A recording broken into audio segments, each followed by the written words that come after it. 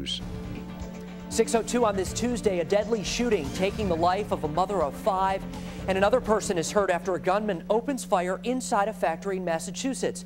This morning we've learned the man who survived the attack is from Providence. Eyewitness News reporter Jody Fournier is live with more from the Providence Mobile Newsroom.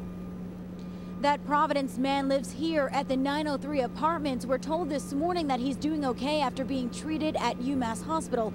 The suspect in this case, he'll be before a judge in just a few hours. 38-year-old William Goddard of Worcester, Mass. will be arraigned today on a murder charge. Police say Goddard entered Action Auto Parts here in Webster early yesterday morning and opened fire on his ex-girlfriend, a mother of 5, 30-year-old Kelly Brackley. She was pronounced dead a short time later at a nearby hospital.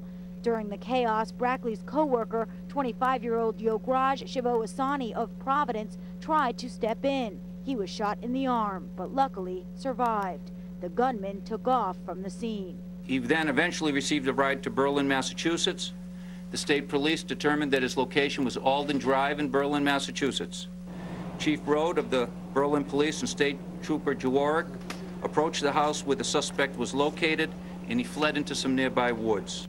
State police, canine dogs, SWAT teams, they all surrounded the wooded area in South Berlin. A helicopter was able to pinpoint Goddard in a nearby field.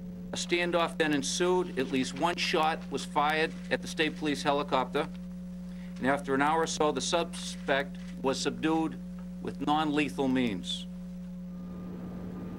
And that suspect again will be arraigned in Dudley District Court on one murder charge and several other charges relating to that shooting. We'll let you know what happens next. We're live in Providence this morning. Jody Fournier, Eyewitness.